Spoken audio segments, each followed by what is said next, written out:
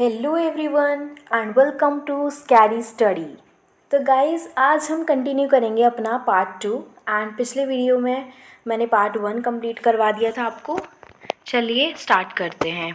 अभी हमने ये सब किया था फर्स्ट पार्ट में, ये वाला पूरा टॉपिक हो गया था ना हमारा। चलिए आज हम स्टार्ट करेंगे agricultural sector. The guys pre British period की अगर हम बात करें तो उस टाइम भी अगर हम देखें इंडिया का जो एग्रीकल्चर था ना वो जब भी सेटिस्फैक्ट्री नहीं था। मतलब तब भी ये नहीं था कि हमारा एग्रीकल्चर बहुत अच्छी ज़्यादा कंडीशन में था। तो पॉइंट नंबर 1 देखते हैं हम इसमें कि जो इंडिया की इकॉनमी थी ब्रिटिश कॉलोनियल रूल में वो बहुत ज़्यादा स्ट्रॉन्ग थी, मतलब अच्छी थी ब्रिटिश के टाइम पे भी। उस टाइम क्योंकि 85% जो कंट्री के लोग थे ना वो सब लोग एग्रीकल्चर में ही लगे हुए थे। जैसे मैंने आपको पार्ट 1 में भी एक्सप्लेन किया था जब हमें 3 पॉइंट्स दिए हुए थे ना ब्रीफली, तो वैसे ही यहाँ पे भी बताया गया है। तो 2/3 पॉपुलेशन यानी 85% लोग एग्रीकल्चर में थे। देन थर्ड पॉइंट देखते हैं हम। तो इतने सारे लोग जब भी एग्रीकल्चर में लगे हुए थे फिर भी हमारे कंट्री में जो फूड था हमारा और ये जो रॉ मटेरियल था इंडस्ट्री के लिए, हमारी कंट्री के लोग तब भी सेल्फ सफिशिएंट क्यों नहीं थे, आत्मनिर्भर नहीं थे, तब भी कमी थी, ऐसा क्यों था? तो अब हम देखते हैं इनके मेन रीज़न क्या थे स्टैग्नेशन के, यानी हमारा एग्रीकल्चर सेक्टर क्यों ख़राब हुआ था, क्या इसकी कमियां थी कि जिसकी वजह से यहाँ पे पूरा सफिशिएंट रॉ मटेरियल नहीं था और फूड ग्रेन्स नहीं थे। तो आइए देखते हैं। तो इसमें पहला पॉइंट हमें दिया हुआ है land settlement system. And guys इसको हम ज़मींदारी सिस्टम भी कहते हैं। अगर आपसे कोई पूछे ज़मींदारी सिस्टम तो ये दोनों सेम चीज़ हैं। देखते हैं इसमें क्या है। तो इसमें दिया गया है जो स्टैग्नेशन का कारण था एग्रीकल्चर में, तो वो सबसे ज़्यादा इम्पॉर्टेंट पॉइंट इसमें यही है कि ज़मींदारी सिस्टम की वजह से एग्रीकल्चर ख़राब हुआ था। तो गाइस इसको ऐसे समझते हैं, ज़मींदारी सिस्टम होता क्या है। ये एक तरीके का गाइस ट्रायंगुलर रिलेशनशिप है किस किस के बीच में। सबसे नीचे होते हैं हमारे पेजेंट्स यानी हमारे किसान, दूसरे नंबर पे होते हैं हमारे ज़मींदार और थर्ड नंबर पे होते हैं हमारी कॉलोनियल गवर्नमेंट यानी ब्रिटिश गवर्नमेंट। तो इसमें होता ये है, पेजेंट्स जो होते हैं वो लगान देते हैं ज़मींदार को और ज़मींदार उसमें से फिर ब्रिटिश गवर्नमेंट को देते हैं। तो यहाँ पे क्या होता था कि जो भी प्रॉफिट होता था ना एग्रीकल्चर का वो ज़्यादातर ज़मींदार अपने पास रखते थे लगान की फॉर्म में, और वो इतना ज़्यादा लगान लेते थे ना कि फार्मर्स की कंडीशन बहुत बुरी हो चुकी थी। सेकेंड पॉइंट देखते हैं। और ज़मींदार का सिर्फ ज़्यादातर क्या इंटरेस्ट था, वो सिर्फ लगान को कलेक्ट करते थे। उन्होंने कभी भी जो हमारे कल्टीवेटर थे, तो गाइस यहाँ पे कल्टीवेटर में अगर बोलूँ टेनेंट या पेजेंट, ये तीनों वर्ड सेम है, तो किसान का मतलब ये तीनों वर्ड सेम यहाँ पे बता रहे हैं। तो गाइस वो कभी भी ना उनकी इकॉनमिक कंडीशन पे ध्यान नहीं देते थे। एंड नेक्स्ट पॉइंट देखते हैं कि जो डेट्स होती थी ना लगान को, ये जो भी सम होता था लगान का हमारा, जो ब्रिटिश गवर्नमेंट को कौन देते थे, ज़मींदार, ये फिक्स होती थी। अगर वो लोग नहीं पे करते थे, यानी जो ज़मींदार है, ज़मींदार ने लगान ले लिया, यानी जो भी लगान को हम ये कह सकते हैं जो भी किसान उगा रहा है उस खेत पे, उसमें से वो प्रोड्यूस लेते थे किसान से, तो यहाँ पे ज़मींदार को वो ब्रिटिश गवर्नमेंट को देना पड़ता था। अब अगर वो ब्रिटिश गवर्नमेंट को जो भी उसमें तारीख फिक्स है कि आपको इस दिन देना है, तो अगर वो नहीं दे पाते थे उनसे उनकी ज़मींदारी को छीन लिया जाता था, यानी वो ज़मींदारी किसी और इंसान को दे दी जाती थी। ठीक है, देन हमारा नेक्स्ट पॉइंट देखते हैं। ज़मींदार जो थे, जो गवर्नमेंट थी और ज़मींदार थे दोनों ही, वो कुछ भी नहीं करते थे कि वो एग्रीकल्चर की या फिर पीजेंट्स की कंडीशंस को इम्प्रूव करें। ठीक है, देन हम देखते हैं इस बॉक्स में हमें थोड़ा सा ज़मींदारी सिस्टम के बारे में दिया हुआ है, गिवन है ना, इसके बारे में हम देख लेते हैं। तो ज़मींदारी सिस्टम जो है उसको हम परमानेंट सेटलमेंट सिस्टम भी बोलते थे, और इसको इंट्रोड्यूस किया था लॉर्ड कॉर्नवालिस ने 1793 के अंदर। और इसका बेसिक एम क्या था, जो कॉलोनियल गवर्नमेंट थी यानी जो ब्रिटिशर्स थे ना, वो अपना रेवेन्यू, अपना जो पैसे आने के सोर्सेज थे वो उसको बढ़ाना चाहते थे। तो उन्होंने यहाँ पे ये इंट्रोड्यूस किया था जिससे उन्हें ज़्यादा रेवेन्यू मिले। तो इस समय फर्स्ट पॉइंट हम इसमें देखते हैं। इस सिस्टम में फिर से वही बात है, ज़मींदार को हम ऑनर बोलते हैं लैंड का, और उन्हें एक ये राइट होते हैं वो कितना भी रेंट यानी लगान वो कितना भी ले सकते हैं, किन से, पेजेंट्स से। और यहाँ पे वही बात फिर से कि ये मैंने जैसे आपको बताया था ट्रायंगुलर रिलेशन होता है इनके बीच में। तो इंटरमीडियरी कौन था, ज़मींदार, और किसके बीच में, कल्टीवेटर और ब्रिटिश गवर्नमेंट के बीच में। देन हम नेक्स्ट पॉइंट देखते हैं। ये जो सिस्टम है ये बेस्ड होता है एक्सप्लॉयटेशन पे, क्योंकि ज़मींदार को अलाउ होता है कि वो कितना भी रेंट या लगान ले सकते हैं। तो यहाँ पे एक तरीके से फार्मर्स पे क्या हो रहा है, एक्सप्लॉयटेशन, अत्याचार हो रहा है एक तरीके का, क्योंकि वो कितने भी ज़्यादा उनसे लगान ले रहे हैं और उनकी इकोनॉमिक कंडीशन पे नहीं ध्यान दे रहे, उन्हें इतना ज़्यादा हाई उनसे लेते थे लगान। ठीक है, फिर हम देखते हैं कि नेक्स्ट पॉइंट, दस मेड द फार्मर्स। तो इसकी वजह से गाइस क्या हुआ कि जो इकोनॉमिकली वीक हो गए फार्मर्स बहुत ज़्यादा, और फिज़िकली भी, क्योंकि उनसे वो इतना ज़्यादा लगान ले लेते थे और काम उनसे इतना करवाते थे बहुत ज़्यादा। ठीक है, और वो कभी भी, जो ये थे हमारे ज़मींदार, ये कभी भी कुछ नहीं करते थे कि वो कंडीशन को इम्प्रूव करें एग्रीकल्चर की। आइए नेक्स्ट मूव करते हैं।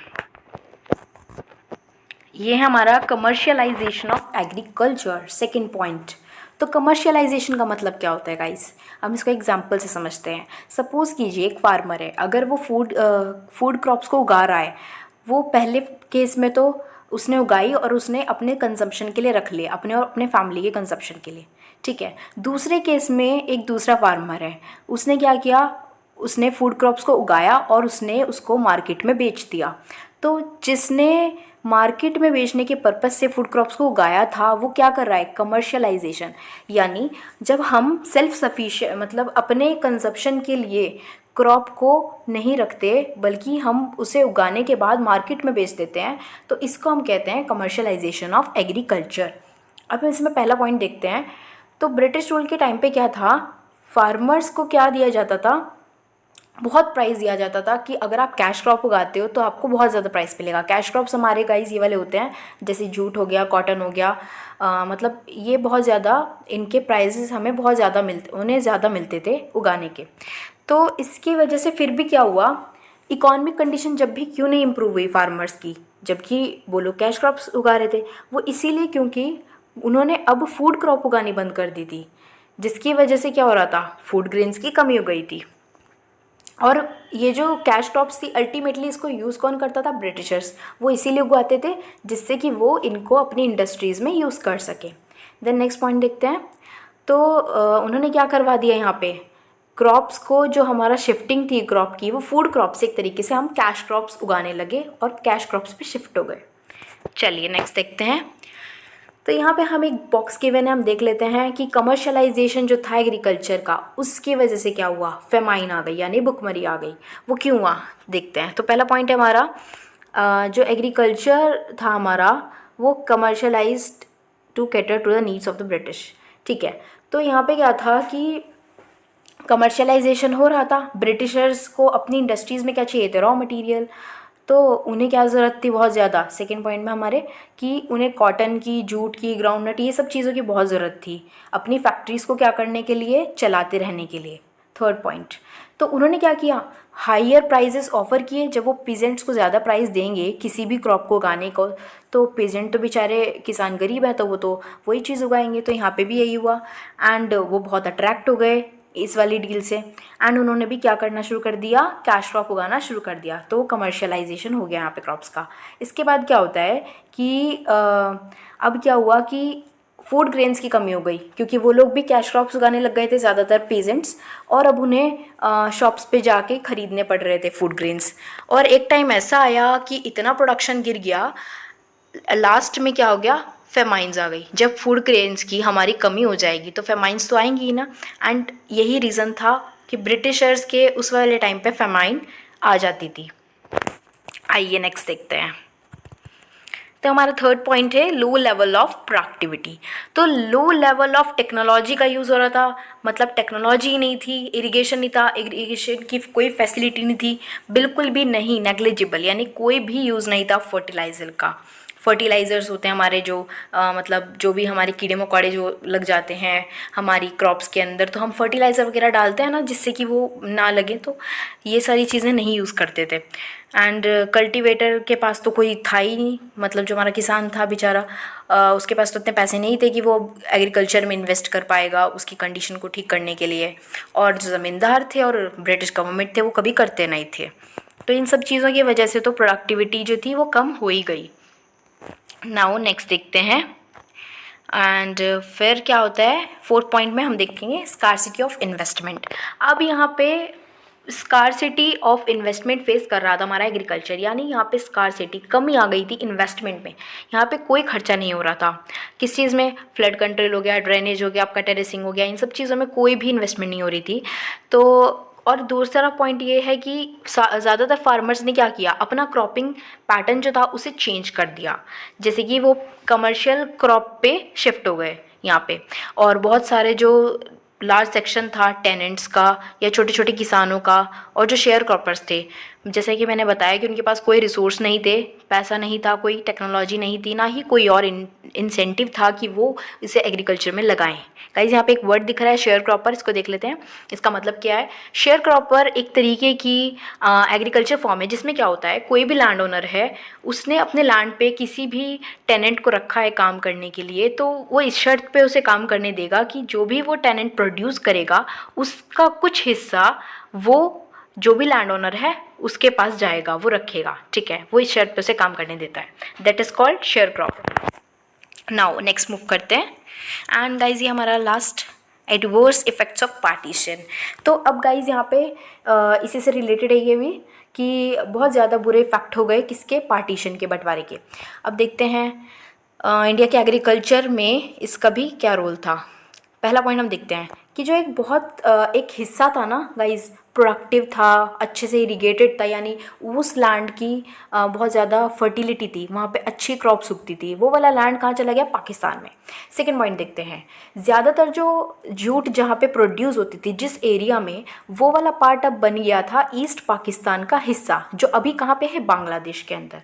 और जो इंडिया का जूट गुड्स इंडस्ट्री थी वो जो अच्छे से वर्ल्ड को एंजॉय करती थी, मतलब अच्छे से सप्लाई होती थी जूट के मटेरियल्स की, जो भी बनते थे, प्रोड्यूस होता था।